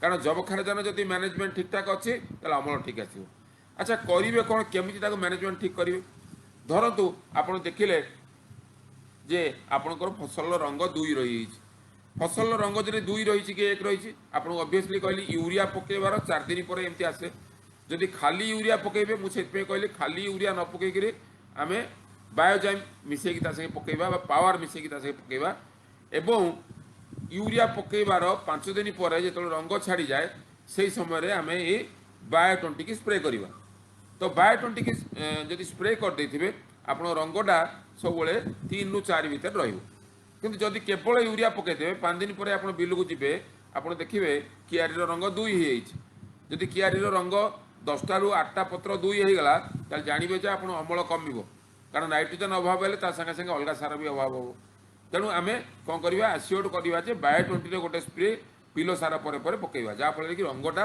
3 ରୁ 4 भितर आपन रहिबो अच्छा आउ गोटे कथा जदि धरतु आम देखा जे कियारी रंग बहुत अधिका अच्छी धर चाषी 35 किलो जगह 50 ରୁ 60 किलो यूरिया पकईदेला ताल 50 ରୁ 60 किलो यूरिया पकईदेले कौन हम जे आपंकर कियारी रंग 5 ରୁ 6 होगला तो 5 ରୁ 6 जदि होगला ताको पुणी रंग केमिति कमेबा कौन केमिति करेंगे ना यूरियाटा को आपंकर पकईवाई हेले आउ फर्दर यूरिया पकातुनी प्लस या परे आपण म्यूरेट ऑफ पोटास चाहिए अधिका टिके व्यवहार करें किंबा सल्फर भित्तिक स्प्रे सार बजार में मिलला सल्फर भित्तिक स्प्रे सार उपरे आपण माने जानुथे बजार में विभिन्न प्रकार सल्फर भित्तिक स्प्रे सार मिलला जमीती कि आपंकर सल्फो बोली रोचे आम कंपानी 0050 0050 सल्फो 0050 गोटे स्प्रे सार जो सारटी की आपण माने स्प्रे करेंगे ताले आप रंगटा ऑटोमेटिक डाउन हम एक स्प्रे करने गोटे ड्रम रे आप 150 ग्राम पर्यटन भी स्प्रे करेंगे कारण जेहेतु ए नाइट्रोजन मिसिनी खाली प्योर पोटास तार कंपोजिशन है 0% नाइट्रोजन 0% फस्फरस आ 50% पोटास सल्फो बा 0050 यही ग्रेड्र जल द्रवणीय सार को आप चाहिए यदि रंग अधिका है स्प्रे करेंगे तो यही बाटे लीफ कलर चार्ट में आप रंगर परिचालना करेंगे यहीटा को आपंकर माने पिलो सारा पड़ सारा पर ही सका 8टा ରୁ दिन 11ଟା भितर आपंकर जीवे बिल को जीवे एवं से पिलो सारटा को आपंकर परिचालना करेंगे पिलो सारटा को परिचालना करेंगे रंगटा को मेंटेन करेंगे आउ गोटे जिनस मुझे कहया कथा जमी मुझे कहली आपंकर जबखार जनजात सार अभाव हेले आपंकर तल पत्र हलदिया पड़ुची सेमती आप देखिए उपर पत्र जदि हलदिया पड़ुची ताले आपंकर देखिए सल्फर जातीय सार बा सल्फर अभाव हो सल्फर अभाव हेले उपर पत्र हलदिया पड़ो जो चाषी भाई मैंने जिपमाइट प्लस मूल सार पकई से चाषी भाई मानक केबे हेले भी उपर पत्र हलदिया पड़ो ना यहाँ आम ग्यारंटी दौचु तथापि आपण मैंने यहाँ ध्यानवान हे जदि उपर पत्र हलदिया पड़ा ताले सल्फर स्प्रे आकार दे पारती अच्छा आउ गोटे कथा आप देखिए जदि बेले बेले कौन हो मझी पत्र धानर ऊपर मझी पत्र देखिए खईर दाग खाइला बेले पान छेप पड़ला बेले दाग गुड़ाक टोपी टोपी टोपी टोपी टोपी टोपी दाग गुड़ाक हो जो दाग गुड़ा कि बढ़ी बढ़ी बढ़ी बढ़ी की पूरा मात्रा जोटा कि खईरा रोग को परिणत करुच्ची धानर खईरा रोग गोटे मुख्य रोग जोटा कि जिंकर अभाव जो होता है साधारणतः धान आपंकर जिंकर अभावटा बहुल भाव में परिलक्षित होता है। जो मैंने मूल सार में जिपमाइट प्लस दौरान यूरिया सागर मिसेक आपंकर जिंक सल्फेट साधारणतः माटी रे प्रयोग पर दुईटा अवस्था मिलता है, गोटे 33% जिंक, गोटे 21% जिंक। 33% जिंक आपन को एकर पिछा 3 किलो आउ आपंकर 21% जिंक आप एकर को 5 किलो हिसाब से आपंकर यूरिया संगे मिसेकरी हो यूरिया पकेबार 2 ରୁ 3 दिन भितर बाली संगे मिसेक आप प्रयोग करेंगे। जदि जिंक जनित अभाव देखा जाए साधारणतः ओडिशार जोड़ा वेस्टर्न ओडिशा बा पश्चिमवर्ती ओडिशा जमती कि बरगढ़, कलाहांडी, बलांगीर, संबलपुर ये समस्त एरिया गुड़ाक प्राय जिंकर अभावटा बहुल भाव में परिलक्षित हुए। बालेश्वर भद्रक में जिंकर अभाव परिलक्षित है। तेणु ये चाषी भाई मैंने जदि जिपमाइट प्लस मूलर दौरान जिंक से आपंकर पिलो सारा पर्यंत गछटा को चेक करदेव, किंतु पिलो सारा पड़ा पर आपंकर जिंक सल्फेट 33% को एकर पिछा 3 किलो हिसाब से आपण मैंने जदि प्रयोग करदे ताले जिंक जनित अभाव माटी आपंकर गछरे रहिबो नाही। आउ गोटे मुख्य लक्षण आपंकर धान में देखा जाए जे मैग्नीशियम लक्षण। मैग्नीशियम जनित लक्षण देखा गले आपण देखिए जे आपण पत्र रे आपणकर जो जो मझी शिरा गुड़ाक रही मझी शिरा गुड़ाक आपणकर ग्रीन रहिबो, किंतु चारिपट गुड़ा हलदिया पड़ीज। तेणु आपणकर जदि यही अवस्था देखागला, किंतु ये आउ थे मन रखु ये आउ थे आपको सुविधा हे जदि जिपमाइट प्लस आप मूल सारे देते और माटी मिसई देते ताले आपणकर ये विशेष असुविधा हम ना। किंतु जितेबाला जिपमाइट प्लस देते सब माटी मिसेक देवा प्रयोग करने चेष्टा करेंगे, कारण माटी मिसेक देले माटीर सुधार हम, माटीर पीएच टाक आपको जमी कही माटीर अम्लता को चेक कर सार अनुसार गुड़ाक आपणकर यहाँ साहाय्य कर सार अनुसार गुड़ाक आपन को अधिकार अधिका मिलबार साहाय्य कर। तेणु यहाँ को आप सब जत्नवान हे। आउ गोटे जिनिस साधारणतः किसी माटी आपंकर लुण अंश थाए, लुण अंश थिले भी आप जिपमाइट प्लस बहुत भाव साहाय्य कर। जिपमाइट प्लस यदि एकर को 2 बस्ता पकई दूसरी माटी लुण काटा संगे संगे माटी आपंकर कौन हम ना आपंकर अम्ल लुण जो क्षार भागटा कमिज, तो क्षारीय माटी विशोधित हो पार जिपमाइट प्लस देकर आप देखिए धान में सार उपयोगिता द्वारा बढ़िबार साहाय्य हो। आउ कतोटी सार अभाव जनित लक्षण जमती कि आप देखिए साधारणतः बेले बेले आयरन सार अभाव देखा जाए, पर्टिकुलाली जो जमी बेसी क्षार माटी थाए आयरन अम्ल माटी एत अभाव देखा जाए। क्षार माटी साधारणतः आयरन अभाव देखा जाए, जो आपणकर चाहिए आपणकर आमर जो बायो-20 रही बायो-20 जब स्प्रे करेंगे तादेह सब अनुसार उपलब्ध अवस्था रही। पर्टिकुलाली बायो-20 टाक कहीं मुझे स्ट्रेस दूसरी धान फसल मुख्य अवस्था दवापाई, कारण ये बायो-20 आपंकर जो अनुसार गुड़ा रही धरत जिंक रुँ कपर कहतु मैंगानीज कहतु जोड़ा कि आप चिलेटेड अवस्था रही, जो चिलेटेड अवस्था यहाँ जैव विबंधन अवस्था रही।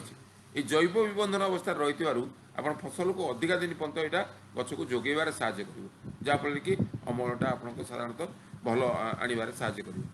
आपणकर आउ गोटे जिनिस जदि आउ केत गुड़िए समस्या रोचे यहाँ है आप पिलो सार मुझे पिलो सार कहली 14 ରୁ 18 दिन भितर पकेबे। या भितर आप रोग पोकर परिचालना करा पड़ो। ये बायो-20 संगे मिसेक जेकोसी रोग पोक औषध भी आपने स्प्रे करेंगे। ता छड़ा आप देखिए जिते समय पिलो सार पकई गचर ग्रोथ ठीक रंगटा आप तो कहली लीफ कलर चार्ट मध्यम रंगटा मेंटेन करेंगे। ये लीफ कलर चार्ट जदि चाहते आपण मैंने अधिकार अधिका लीफ कलर चार्ट जदि पाइबा चाहते ताले आमर ये एडवेंचर टोल फ्री सर्विस रे आपण मैंने कांटेक्ट करि परंती। लीफ कलर चार्ट एवं लीफ कलर चार्ट संबंधी ट्रेनिंग आपण मैंने पाइबा आमर टोल फ्री नंबर है 1800 1212 333। खाली लीफ कलर चार्ट नुह आप चाष संबंधी समस्त समस्या यदि आपंकर समाधान करने चाहते आपंकर यहाँ मध्यम आप टोल फ्री सर्विस 1800 1212 333 ये नंबर टी बारंबार मुझे कहि आप मन रखा सुविधा हम। ये टोल फ्री सर्विस मध्यम आपने जोगाजोग करेंगे। मोर आउ गोटे जिनस है धानटा जो आपंकर बढ़ा लगुच ଧାନଟା ବଢ଼ିଲା ବେଳେ ଧାନ ଗଛଟା ମୁଖ୍ୟତଃ ସମସ୍ତେ ଜାଣିଛନ୍ତି ଧାନ ଗଛଟା ହେଲା ଲହକା ଗଛ। ଧାନ ଗଛଟା ଲହକା ହେଇକି ରହେ ଏବଂ ଥୋଡ଼ ଆସିଲା ବେଳକୁ ଧାନ ଗଛ ଆହୁରି ଲହକା ହେଇଯାଏ, କାରଣ ୟୁରିଆ ପଡ଼ି ପଡ଼ିକି ସାର ପଡ଼ି ପଡ଼ିକି ତାପରେ ତା ଦେହରେ କେଣ୍ଡା ଆସିବ। କେଣ୍ଡା ଆସିଲେ କେଣ୍ଡା ଭାରି ହେବ, କେଣ୍ଡା ଭାରି ହେଲେ ଗଛ ଆହୁରି ଶୋଇପଡ଼ିବ ବା ଲହକା ହେଇଯିବ। ତେଣୁ ଆପଣଙ୍କର ଧାନଟା ସାଧାରଣତଃ ଏଇଥିପାଇଁ ଆପଣ ଧାନ ଗଛକୁ ଶକ୍ତ କରିବା ଦରକାର ଆଉ ଧାନ ଗଛକୁ ମଜବୁତ କରିବା ଦରକାର। ଧାନ ଗଛକୁ ଶକ୍ତ ଓ ମଜବୁତ କରିବା ପାଇଁ କ'ଣ କରିବାକୁ ପଡ଼ିବ? ଆମ ପାଖରେ ରହିଛି ଗୋଟିଏ ଜୟ କିଷାନର ଆପଣଙ୍କର ପ୍ୟାଡି ମଙ୍ଗଳାର ପ୍ୟାଡି ସ୍ପେଶାଲ। ମଙ୍ଗଳାର ପ୍ୟାଡି ସ୍ପେଶାଲ ଯେଉଁଟା ଏଇଟା ଧାନ ପାଇଁ ସ୍ପେଶାଲ ସାର। ସ୍ପ୍ରେ କରିବା ପାଇଁ ଧାନର ଏଇଟା ଗୋଟିଏ ସ୍ପେଶାଲ ସାର। କାହିଁକି ସ୍ପେଶାଲ କୁହାଯାଇଛି? ଏଇ ଯେ ପ୍ୟାଡି ସ୍ପେଶାଲ ମାନେ ୟା ଦେହରେ ସେମିତି କିଛି ସ୍ପେଶାଲ ସାର ରହିଛି ବୋଲି ତାକୁ କୁହାଯାଇଛି। ୟା ଦେହରେ ରହିଛି ସିଲିକନ୍, ଯେଉଁ ସିଲିକନ୍ କି ଆପଣଙ୍କର ଧାନକୁ ମଜବୁତ କରିବ। ଏବଂ ଇଣ୍ଡିଆର ବହୁତ କମ୍ କମ୍ପାନୀ ଅଛନ୍ତି ଯିଏକି ସିଲିକନ୍ ବାଲା ପ୍ୟାଡି ସ୍ପେଶାଲ ବଜାରକୁ ଛାଡ଼ିଛନ୍ତି। ଭାରତରେ ତ ଓଡ଼ିଶାରେ ତ କୌଣସି ପ୍ୟାଡି ସ୍ପେଶାଲ ଛଡ଼ା ଅଲଗା କୌଣସି ଏତେ ଉତ୍ପାଦେୟ ସାର ଧାନ ପାଇଁ ନାହିଁ ଯିଏକି ଅମଳ ବଢ଼େଇ ପାରିବ। ତେଣୁ ପ୍ୟାଡି ସ୍ପେଶାଲଟାକୁ ଆପଣମାନେ ଯେତେବେଳେ ଧାନର ଥୋଡ଼ ସାର ପଡ଼ିବା ପୂର୍ବରୁ ଆମେ ଯଦି ଗୋଟିଏ ଥର ପ୍ୟାଡି ସ୍ପେଶାଲ ଆମେ ସ୍ପ୍ରେ କରିଦେବା, ଏଥିରେ କେବଳ ସିଲିକନ୍ ନାହିଁ, ୟା ସାଙ୍ଗରେ ଅଲଗା କମ୍ପୋଜିସନ୍ ଯେମିତିକି ଆପଣଙ୍କର ନାଇଟ୍ରୋଜେନ୍, ଫସ୍ଫରସ୍, ପଟାସ ବି ରହିଛି, ମ୍ୟାଗ୍ନେସିୟମରେ ବି ଭଲ ମାତ୍ରା ରହିଛି, ଜିଙ୍କ ବି ରହିଛି, ମାଙ୍ଗାନିଜ, ବୋରନ୍, କପର, ମଲିବ୍ଡେନମ୍ ରହିଛି। ୟା ଛଡ଼ା ସବୁଠୁ ଅଧିକା ମାନେ ସିଲିକନ୍ 2% ଏଥିରେ ରହିଛି। ତାମାନେ ଧାନଟାକୁ ମଜବୁତ କରିବ। ଆପଣ ପ୍ରଥମେ ତ ଜାଣିଲେ କ'ଣ ପ୍ରଥମର ଉଦ୍ଦେଶ୍ୟ ଆପଣ କ'ଣ ହେଲା? ଅଧିକା ପିଲ ବନେଇବା। ଅଧିକା ପିଲ ବନେଇଲା ପରେ ପ୍ରତ୍ୟେକ ପିଲରେ ଯେମିତି ଫଳନ୍ତି ପିଲ ହେବ ସେଇଟା ଦେଖିବା। ତାପରେ ପିଲର ରଙ୍ଗଟାକୁ ଆମେ ମେଣ୍ଟେନ୍ କଲେ। ଚତୁର୍ଥରେ ଏବେ ଏବେ କ'ଣ କରୁଛେ ଯେ ପିଲ ଗୁଡ଼ାକୁ କେମିତି ଷ୍ଟ୍ରଙ୍ଗ କରିବା, ପିଲ ଗୁଡ଼ାକୁ କେମିତି ମଜବୁତ କରିବା। ଯଦି ପିଲ ଗୁଡ଼ାକ ଅଧିକ ମଜବୁତ କରିବାକୁ ଚାହୁଁଛନ୍ତି ଆମେ ପ୍ୟାଡି ସ୍ପେଶାଲ ସ୍ପ୍ରେ କରିବା। ପ୍ୟାଡି ସ୍ପେଶାଲ ସ୍ପ୍ରେ କଲେ ଯେଉଁ ସିଲିକନ୍ ଗୁଡ଼ିକ, ସିଲିକନ୍ ସାଙ୍ଗରେ ସାର ଆଉ ଅଲଗା 6 ପ୍ରକାର ଯେଉଁ ଅନୁସାର ରହିଲା, ଏଇଟା କ'ଣ କରିବ ଆପଣମାନେ ଜାଣିଛନ୍ତି ଗଣ୍ଠି ଛାଡ଼ିଲା ବେଳେ ଏଇ ଯେ ଖାଦ୍ୟ ସାରଟା ଯଦି ଗଛ ଭିତରେ ମଜବୁତ ହେଇକି ରହିଲା, ଗଣ୍ଠି ଛାଡ଼ିବା ପରେ ପରେ ଗୋଟେ ପତ୍ର ଆସେ, ତାକୁ କହନ୍ତି ପତକା ପତ୍ର ବା ଆପଣଙ୍କ ଝଣ୍ଡା ଭଳିଆ ବା ପତକା ଭଳିଆ ପତ୍ରଟା ସିଧା ହେଇକି ଥାଏ, ତାକୁ କହନ୍ତି ଫ୍ଲାଗ ଲିଫ୍ ବା ବୁଟ୍ ଲିଫ୍। ଯେଉଁ ପତ୍ରରେ ଏଇ ପ୍ୟାଡି ସ୍ପେଶାଲଟା ବହୁତ ସାହାଯ୍ୟ କରେ ଖାଦ୍ୟ ସାର ସଞ୍ଚରଣ କରି ରଖିବା ପାଇଁ। ଖାଦ୍ୟ ସାର ସେଥିରେ ରହିଗଲା, ତାପରେ ଆମେ ଥୋଡ଼ ସାର ପକାଇବା। ଥୋଡ଼ ସାର କେମିତି ପକାଇବା ସେ ବିଷୟରେ ମୁଁ କହିଦେଉଛି, କେଉଁ ସମୟରେ ପକାଇବେ ଆଉ କେମିତି ପକାଇବେ। ସାଧାରଣତଃ ଥୋଡ଼ ସାର ଆପଣଙ୍କର ଅମଳ ହେବାର 48 ଦିନ ପୂର୍ବରୁ ଆମେ ପକାଇବା ପାଇଁ କୁହାଯାଏ। ଅମଳ ହେବାର 48 ଦିନ ପୂର୍ବରୁ ମାନେ କିଭଳି ବାଟରେ ହିସାବ କରିବା? ଯେମିତିକି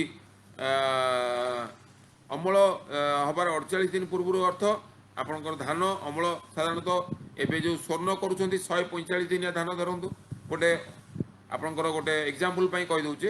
145 ଦିନିଆ ଧାନ ଯଦି ସ୍ୱର୍ଣ୍ଣ ହେଲା, ସେଥିରୁ ଆପଣଙ୍କର ତଳି ପାଖାପାଖି ମୁଁ କହିଛି 30 ଦିନର 35 ଦିନର ତଳି ପଳାଉଛି, ତ 145ରୁ 35 ଦିନ ପଳେଇଲେ ଆଉ ରହିଲା 110 ଦିନ। ତାର ତ ରୋଇବାଠୁ ଅମଳ ହେଲା ପର୍ଯ୍ୟନ୍ତ ସ୍ୱର୍ଣ୍ଣ ଧାନ ହେଲା 110 ଦିନ। ଆମେ ଲାଷ୍ଟରୁ 48 ଦିନ ଫେଡ଼ିଦେବା, ତାର ତ 110ରୁ 48 ଦିନ ବିଯୁକ୍ତ କରିଦେଲେ ଆପଣ ରହିଲା କେତେ ଦିନ? ଆଉ ଆପଣଙ୍କ ରହିଲା 48 ଫେରିଦେଲେ ରହିଲା 82 ଦିନ। ତା ଅର୍ଥ 82 ଦିନରୁ ମାନେ ଆମେ ଧାନ ରୋଇବାର 82 ଦିନ ଯେଉଁଦିନ, ସେଇଦିନ ଥୋଡ଼ ସାର ଆମେ ପକାଇବା ସ୍ୱର୍ଣ୍ଣ ଧାନରେ। ଥୋଡ଼ ସାରରେ ଆମେ 8 କିଲୋ ନାଇଟ୍ରୋଜେନ୍, 8 କିଲୋ ପଟାସ, ତାମାନେ ସେଇଟା ହିସାବରେ ଯଦି ହିସାବ କରିବା maximum 15 kilo urea, 15 kilo potash. ଆଉ ବିଶେଷ ଭାବରେ ପ୍ରୟୋଗ କରିବା ଦରକାର ନାହିଁ। ଥୋଡ଼ ସାର ପୂର୍ବରୁ ମୁଁ ଆପଣଙ୍କୁ କହିଛି, ଥୋଡ଼ ସାର ପୂର୍ବରୁ ଯେମିତି ହେଲେ ଆପଣଙ୍କୁ ପ୍ୟାଡି ସ୍ପେଶାଲ ଦେବାକୁ ପଡ଼ିବ। ପ୍ୟାଡି ସ୍ପେଶାଲ ଥୋଡ଼ ସାର 3-4 ଦିନ ପୂର୍ବରୁ ପକାଇଦେବେ ଏବଂ ଥୋଡ଼ ସାରଟାକୁ ଠିକ୍ ହିସାବ କରିକି ଅମଳରୁ 48 ଦିନ ପୂର୍ବରୁ ଯଦି ଥୋଡ଼ ସାର ଆପଣ ପକାଇବେ, ତାହେଲେ ଆପଣଙ୍କର କ'ଣ ହେବ? ଏଇ ଯେଉଁଟା ଆପଣଙ୍କର ଯେଉଁ ସାରଟା ଗଛ ଭିତରେ ରହିଯାଉଥିଲା, ଗଛ ପାଇପାରୁନଥିଲା, ବର୍ତ୍ତମାନ ଏଇ ପ୍ୟାଡି ସ୍ପେଶାଲ ପକାଇକି ରଖିବେ। ଆପଣଙ୍କର ଯେଉଁ ପତକା ପତ୍ର ବା ଯେଉଁଟା ବୁଟ୍ ଲିଫ୍ ବା ଫ୍ଲାଗ ଲିଫ୍ଟା ବା ଗଣ୍ଠି ଗୁଡ଼ାକ ଭଲ ଭାବରେ ଗ୍ରୋଥ୍ ହେବ ଏବଂ ଅଧିକାରୁ ଅଧିକା ସାର ସଂଗ୍ରହ କରିକିରି ଆପଣମାନେ ଜାଣିଥିବେ ଧାନ ଗଣ୍ଠି ବୁଲିବାଟା କେମିତି ଚିହ୍ନିବା ବି ଗୋଟେ ଷ୍ଟେଜ୍। ଆପଣ ଯଦି ସମସ୍ତେ ଦିନ ହିସାବ କରିପାରୁନାହାନ୍ତି, ତାହେଲେ କେମିତି ଜାଣିବେ ଥୋଡ଼ ସାର କେମିତି ଦେବେ? ଯେତେବେଳେ ଧାନଟି ଯେତେବେଳେ ରାଉଣ୍ଡ ବୁଲି ଆସୁଛି ବା ଗୋଲାକାର ବୁଲି ଆସୁଛି, ଆପଣ ଜାଣିବେ ଯେ ଥୋଡ଼ର ଟାଇମ୍ ହେଇଗଲା। ତ ଏହି ସମୟରେ ଆପଣଙ୍କୁ ସାଧାରଣତଃ जदि थोड़र टाइम हो जाऊँगी तो सही समय आम थोड़ सार पकेबा एवं ता पूर्व आम पैडी स्पेशल गोटे स्प्रे गोटे ड्रम रे 50 ml एक 5 ml स्प्रे करवा स्प्रे कर 4 ରୁ 5 दिन पर आम थोड़ सार 15 किलो यूरिया 15 किलो पोटास हिसाब से दब ये प्रश्न उठुची थोड़ सार पड़गला जहाँ सार नवा कथा गछ नहीं गला किंतु से सार गुड़ाक थोड़ पर कौन आसो फूल आसो फूल आसला कौन हम धान क्षीर ढोकिब तो जदि आप पैडी स्पेशल और थोड़ सार देते धान क्षीर ढोकबार साहाय्य कर किंतु क्षीरर परिवहन करने आम जदि पैडी स्पेशल दे दीचे पैडी स्पेशल पोटास अच्छी किंतु मोर कह कथा जो भाई माने जो भाई माने आपणकर जो ऑलरेडी जो माने थोड़ सारटा को पकई देछंती ता माने ता परे परे आपन को टिके पोटास वाला स्प्रे सार जोड़ा रोची पोटास वाला स्प्रे सार जो रोचे तो पोटास वाला स्प्रे सार हिसाब से देखा गले दुई प्रकार रोचे गोटे 1345 आउ गोटे आमर रोचे सल्फो जोटा कि कहते बढ़िया स्प्रे सार धान पाई जो सल्फोटा को आपणकर एकर को 2 किलो हिसाब रे बा गोटे ड्रम रे 100 ରୁ 150 ग्राम हिसाब रे मिसेकरी फूल आसिया पूर्व जदि गोटे थर स्प्रे करदेवे पोटासटा आपणकर क्षीरटा परिवहन करे आपणकर पैडी स्पेशल देकरी थोड़ सार देकरी क्षीर धान रे तैयारी होइछ पत्र रे रेडी होई रहिछ किंतु सेही समय जदि आपण सल्फोट स्प्रे करदेवे जोथरे कि पोटास रहिछि पोटास हला परिवहनकारी तो पोटासटा परिवहन करिक नबो एवं सल्फो स्प्रे कला परे आपण सल्फोटा आपण देखिबे अधिकारु अधिका क्षीर केंडा को जाउछ जहाँफल कि केंडा गुड़िक हृष्टपृष्ट हम एमती तो आप पैडी स्पेशल जो सिलिकन जो देखिए आउ गोटे सुविधा हम पैडी स्पेशल जो मैंने मूलर पकईदेवे साधारणतः माँ पेटर बहुत धान रही जाए माँ पेटर धान रही जाए धान गुड़िक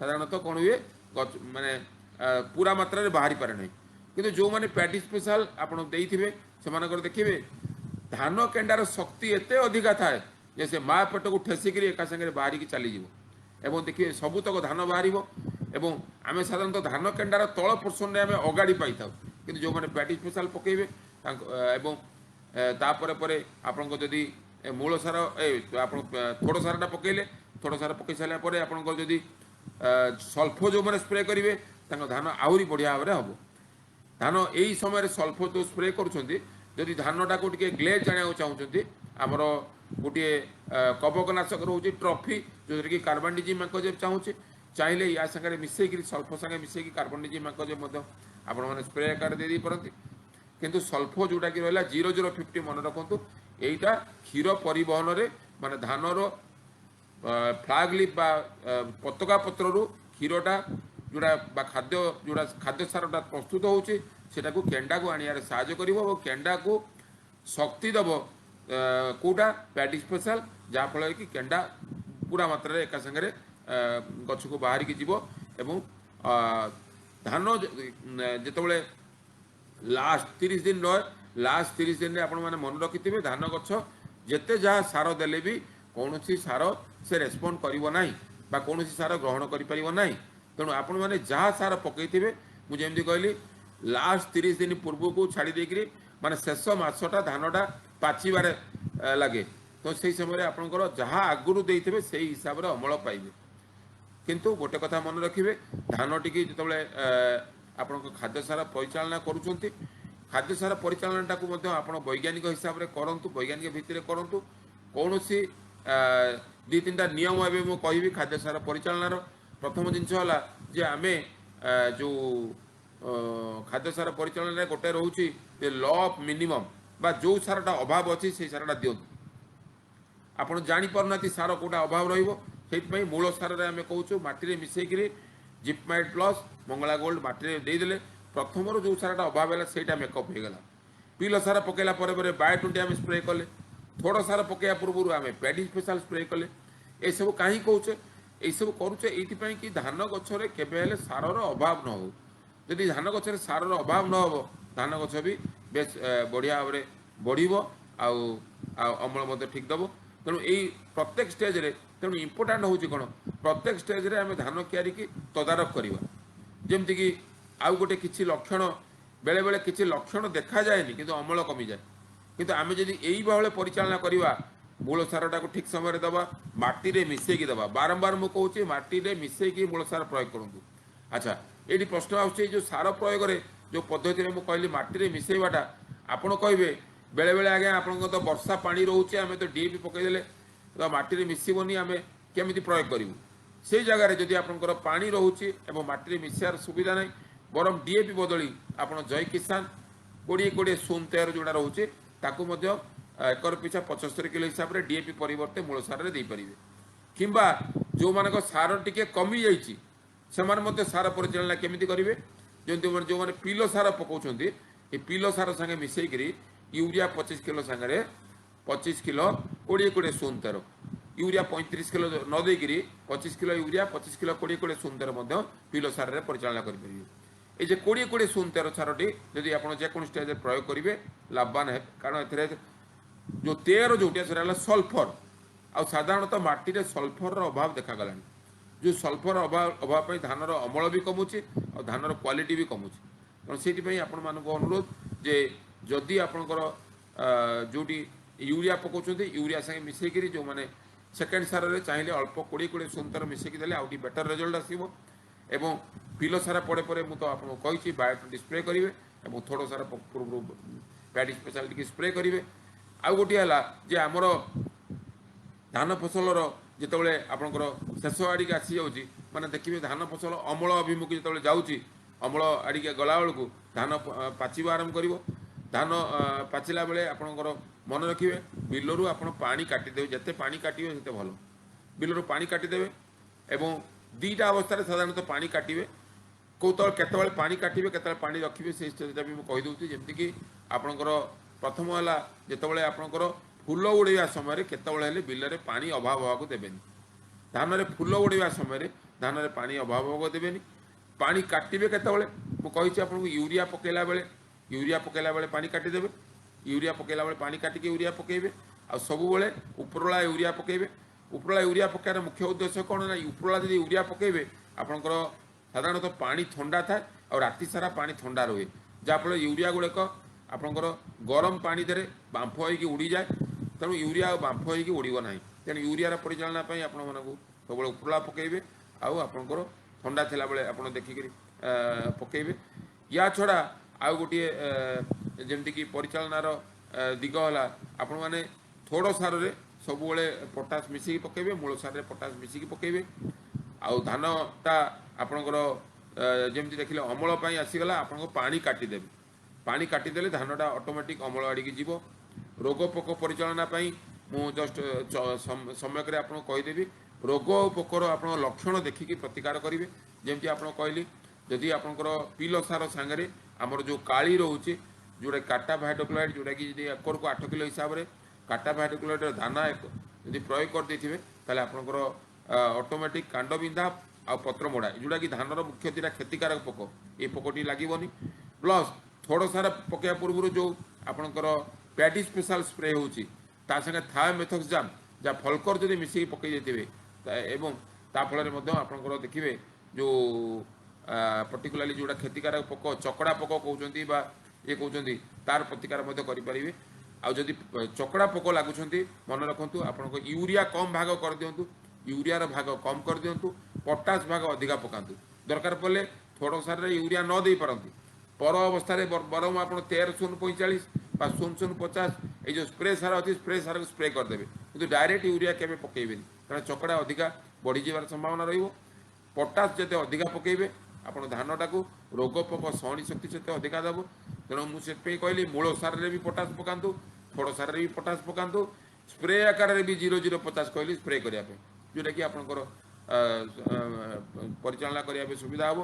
ଯେଉଁମାନେ ଇମିଡ଼ିଏଟ୍ କଣ୍ଟ୍ରୋଲ କରିବାକୁ ଚାହୁଁଛନ୍ତି ଧାନରେ ପୋକ ପାଇଁ ତାଙ୍କ ପାଇଁ ମଧ୍ୟ ବ୍ୟବସ୍ଥା ଅଛି। ମୁଁ ଆପଣଙ୍କୁ କହିଛି ଜାଇଲୋ ଗୋଟେ ବହୁତ ବଢ଼ିଆ ମେଡ଼ିସିନ୍, ଯେଉଁଟାକି ସାଧାରଣତଃ ଆପଣଙ୍କର ସ୍ପ୍ରେ ଆକାରରେ ଏନି ଷ୍ଟେଜ୍ରେ ପକାଇ ପାରିବେ, କେବଳ ଚକଡ଼ା ଛଡ଼ା ଅଲଗା ଯେକୌଣସି ପୋକ ପାଇଁ ୟାକୁ ପକାଇକି ଆପଣମାନେ କଣ୍ଟ୍ରୋଲ କରିପାରିବେ।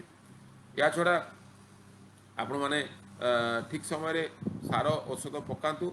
ଲକ୍ଷଣ ଦେଖିକିରି, ଯେମିତି ଗୋଟେ ଆର୍ଥିକ ଦୋହଲି ସୀମା ରହିଛି, ଆର୍ଥିକ ଦୋହଲି ସୀମାରେ ଆପଣମାନେ ଯେତିକି ପୋକର ଲକ୍ଷଣ ଦେଖାହେଉଛି ସେଇ ହିସାବରେ ଦେଖିକିରି ଆପଣମାନେ ପଚାରି ପକାଇ ପାରିବେ। ଏବଂ ଆପଣମାନଙ୍କର ୟା ଛଡ଼ା ଯଦି ଅଲଗା ସେମିତି କୌଣସି ପ୍ରଶ୍ନ ରହୁଛି, ଯେମିତିକି ହଁ ଆପଣଙ୍କ ଧାନ ମୂଳ କଥା ଦେଖିବେ, ଧାନର ଯେତେବେଳେ ଅମଳ ହେଲା କେମିତି ଜାଣିବେ? ଧାନର ଅମଳ ହେଲା ମାନେ ଧାନଟି ଆପଣଙ୍କର ରଙ୍ଗ ହଳଦିଆ ବୁଲି ଆସିବ ଏବଂ ଧାନଟି ପଡ଼ିବାକୁ ଦିଅନ୍ତୁନି। ଯେଉଁ ଅଞ୍ଚଳରେ ସାଧାରଣତଃ ଓଡ଼ିଶାରେ ତ ବାତ୍ୟା ହେଲା ଆପଣଙ୍କ ଚିରସାଥୀ, ତେଣୁ ବାତ୍ୟା ସବୁବେଳେ ହେଉଛି, ତ ଧାନ ପଡ଼ିଯିବା ପୂର୍ବରୁ ବିଲକୁ ଆପଣ ଅମଳ କରିକି ଆଣନ୍ତୁ। ଧାନକୁ ପଡ଼ିଯିବା ପୂର୍ବରୁ କାଟି ଦିଅନ୍ତୁ, କାଟି ଦେଇକି ଆପଣଙ୍କର ବିଲରେ ରଖନ୍ତୁ।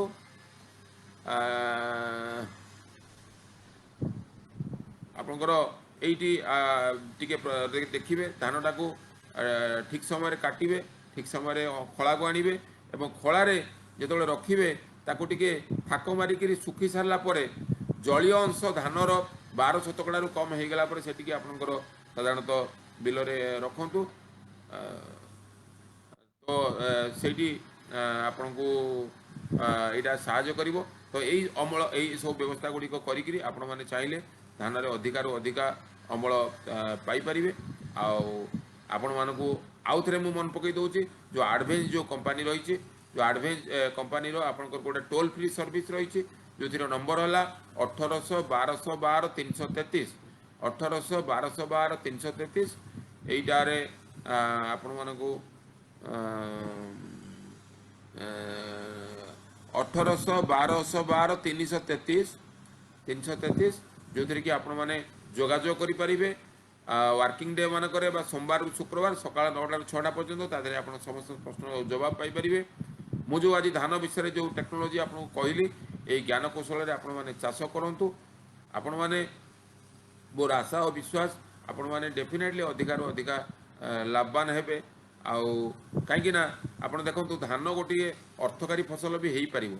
ଆମେ ଗୋଟିଏ ଏକର ଧାନରେ ପାଖାପାଖି 13,000 ଟଙ୍କା ପର୍ଯ୍ୟନ୍ତ, 13 କାହିଁକି ଏବେ ଚାଷୀମାନେ 20,000 ଟଙ୍କା ପର୍ଯ୍ୟନ୍ତ ଖର୍ଚ୍ଚ କଲେଣି ହାଇବ୍ରିଡ୍ ଧାନରେ। କିନ୍ତୁ ଯଦି ଆପଣଙ୍କର ଏକର ପିଛା 30 କୁଇଣ୍ଟାଲରୁ 35 କୁଇଣ୍ଟାଲ ଅମଳ ପାଇବା, ତାହେଲେ ମିନିମମ୍ ପଛେ ଆମେ ଚାହିଁଲେ ଧାନରେ 15ରୁ 20,000 ଟଙ୍କା ଗୋଟେ ଏକରକୁ ମିନିମମ୍ ଲାଭ ମଧ୍ୟ ପାଇପାରିବା। ତେଣୁ ଆପଣମାନେ ଅର୍ଥକାରୀ ଫସଲ ହିସାବରେ ଧାନକୁ ବି ନିଅନ୍ତୁ, ଧାନର ପରିଚାଳନା ଠିକ୍ଠାକ୍ କରନ୍ତୁ, ଆଉ ଆମର ସାଙ୍ଗରେ ସମ୍ପର୍କ ରଖନ୍ତୁ। ଆମର ସବୁ ଏରିଆରେ ଜୟ କିଷାନ ସହାୟକ ମାନେ ଅଛନ୍ତି ଏବଂ ଜୁନିୟର ଆଗ୍ରୋନମିଷ୍ଟ ମାନେ ଅଛନ୍ତି, ସେମାନଙ୍କ ସମ୍ପର୍କରେ ମିଶନ୍ତୁ। ଆମର ଯେଉଁ ଟୋଲ୍ ଫ୍ରି ସର୍ଭିସ୍ ରହିଛି, ସେ ଟୋଲ୍ ଫ୍ରି ସର୍ଭିସ୍ରେ ଆପଣ ଯେଉଁଟା କହିଲି 1800 1212 333, ଏ ଟୋଲ୍ ଫ୍ରି ନମ୍ବର ଆପଣଙ୍କର ରହିଛି। ଆଉ ଏଇଠିକି ଆପଣ ଲେଖିକି ରଖନ୍ତୁ ବା ମନେ ରଖନ୍ତୁ। ଆପଣମାନେ ଯେଉଁମାନେ ଏଇ ଆପଣଙ୍କ ପରବର୍ତ୍ତୀ ହିସାବରେ ଆପଣଙ୍କର ଏଇ ଯେ ମୋର ଆଡ଼ଭାଇଜର ଦେଖିବାକୁ ଚାହିଁବେ, ଯେଉଁଟାକି ରେକର୍ଡ଼େଡ଼ ଭର୍ସନରେ ଅଛି, ଆପଣଙ୍କର ଫେସବୁକ୍କୁ ଯାଇକି ଜୟ କିଷାନରେ ଆପଣ ଯଦି କ୍ଲିକ୍ କରିବେ, ତାହେଲେ ଏ ଓଡ଼ିଆରେ ଏଇଠି ଆମର ଯେଉଁ ଟ୍ରେନିଂଟି ଆଜି ଅନୁଷ୍ଠିତ ହେଲା ସେଠିକି ମଧ୍ୟ ଆପଣଙ୍କର ଜାଣିପାରିବେ। ମୋର କହିବା କଥା, ଶେଷ ଅନୁରୋଧ ଆପଣଙ୍କୁ ଦେବି ଯେ ଆପଣମାନେ ଯେଉଁ ଜିନିଷଟା ଶିଖିଲେ ଆଟଲିଷ୍ଟ ଅଧ ଏକରକୁ ଗୋଟେ ଏକରରେ ଏଇ ପଦ୍ଧତିରେ ଚାଷ କରନ୍ତୁ। ପ୍ରଥମ କଥା ହେଲା, ଚାଷୀମାନେ ଯଦି ବୈଜ୍ଞାନିକ ନ ହେବେ ଲାଭ କ'ଣ? ଆମେ ଆହ୍ୱାନ କରୁଛୁ ଚାଷୀଙ୍କୁ ଯେ ଚାଷୀ ମଧ୍ୟ ବୈଜ୍ଞାନିକ ହେଉ, ଚାଷୀ ମଧ୍ୟ ନିଜ କ୍ଷେତ୍ରରେ ଯେଉଁଟାକି ନିଜେ କରିକି ଦେଖୁ ଏବଂ ଆଉ 10 ଜଣ ଚାଷୀକି ଶିଖାଉ। ତାହେଲେ ଯାଇକି ଆମ ଆଡ଼ଭେନ୍ସ ବା ଜୟ କିଷାନର ଯେଉଁ ମନ୍ତ୍ର ଆଜି ହେଇଛି ଯେ ଚାଷୀକି ନିଜେ ହିଁ ଆମେ ଉତ୍ଥାନ କରିବା, ସେଇ ବିଷୟରେ ଆମର ଇଏ କରିପାରିବା। ୟା ଛଡ଼ା ଆପଣଙ୍କର ସପୋର୍ଟ ପାଇଁ ଆମର ରହିଛି ଫାର୍ମର ଟ୍ରେନିଂ ସ୍କୁଲ ବା ଯେଉଁ ଆମର କିଷାନ ଆପଣଙ୍କର କୃଷକ ତାଲିମ ବିଦ୍ୟାଳୟ, ଯେଉଁଟାକି ସରକାର ସାଙ୍ଗରେ ଆପଣଙ୍କର ସହଯୋଗରେ ମିଳିତ ଭାବରେ ଆପଣ ମାଇନର ଇରିଗେସନ୍ ବରମୁଣ୍ଡା ବିଲ୍ଡିଂରେ ଚାଲିଛି। ଆପଣମାନେ ବହୁତ ଚାଷୀ ଏଠିକି ଆସି ଟ୍ରେନିଂ ପାଇକି ଯାଇଥିବେ। ଏବେ ପାଣ୍ଡାମିକ୍ କରୋନା ପାଇଁ ଆମେ ଅନଲାଇନ୍ ଟ୍ରେନିଂ ବି କରୁଛୁ। ତା ପାଇଁ ରେଜିଷ୍ଟ୍ରେସନ୍ ପାଇଁ ଆପଣମାନେ ମଧ୍ୟ ଆପଣ ଯୋଗାଯୋଗ କରିପାରିବେ। ପରବର୍ତ୍ତୀ ଅବସ୍ଥାରେ ଟ୍ରେନିଂ ପାଇକି ଅଲରେଡ଼ି ଏଠୁ ଓଡ଼ିଶାରୁ ବହୁତ ଚାଷୀ ଗଲେଣି ଏବଂ ସେମାନେ ଭଲ ଭାବରେ ଉପକୃତ ମଧ୍ୟ ହେଲେଣି। ଧାନ ଚାଷ ବିଷୟରେ ଇଣ୍ଟିଗ୍ରେଟେଡ୍ ନ୍ୟୁଟ୍ରିଏଣ୍ଟ ମ୍ୟାନେଜମେଣ୍ଟରେ ଆମେ ଅନେକ ଟ୍ରେନିଂ ହେଇଛି, ଯେଉଁଠିକି ଚାଷୀମାନେ ଏଇଠି ଉପକୃତ ହେଇକିରି ଯାଇଛନ୍ତି। ତେଣୁ ସେ ବିଷୟରେ ଆପଣମାନେ ସମସ୍ତେ ଜାଣିଛନ୍ତି। ମୋର କହିବା କଥା ହେଲା, ଆପଣମାନେ ୟାର ଲାଭବାନ ହୁଅନ୍ତୁ ଆଉ ଏ ଟ୍ରେନିଂର ଲାଭବାନ ହେଇକିରି ଆପଣମାନେ ୟାର ଫାଇଦା ନିଅନ୍ତୁ। ଆଉ ଏଇଟା ହିଁ ଆମ ତରଫରୁ ଅନୁରୋଧ, ଆପଣମାନଙ୍କର ଫସଲ ଭଲ ହେଉ, जो मैंने आपंकर माटी परीक्षा करने चाहूँगी से चाहे भी माटी परीक्षा आपण सैंपल आमको पठे पारे। आमर माटी परीक्षा लाबोरेटरी भी भुवनेश्वर में रही से चाषी मैंने द्वारा उपकृत होती। तेणु आपण समस्त अनुरोध यार फायदा नियंतु आडभेन्सर फायदा नियंतु आपणकर चाषी रिलेटेड सर्विस आप फार्मर ट्रेनिंग स्कूल आम सॉइल टेस्टिंग लाबोरेटरी आमर ज्ञानकौशल एसबूर फायदा नहीं आप अधिका लाभवान हूँ। जय किसान नमस्कार।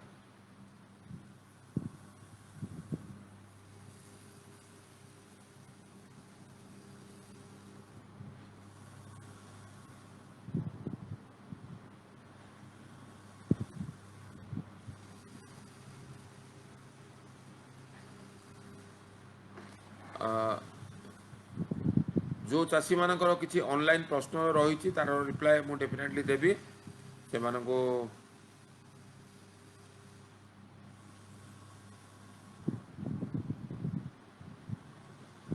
ठीक अच्छे आज आलोचना आम एतिक शेष करवा।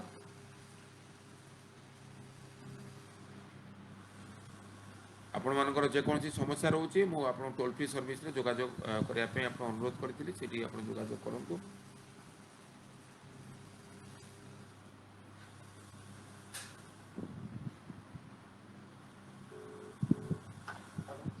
आप कंप्लीटेड। हाँ, इट इज कंप्लीटेड।